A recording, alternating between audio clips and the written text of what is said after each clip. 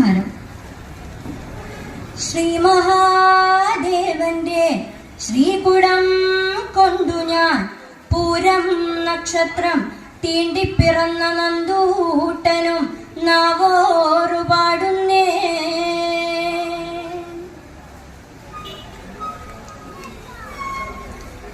ശ്രീ മഹാദേവന്റെ ശ്രീകൂടം കൊണ്ടു ഞാൻ ഓമന ഉണ്ണിയുടെ നവേറു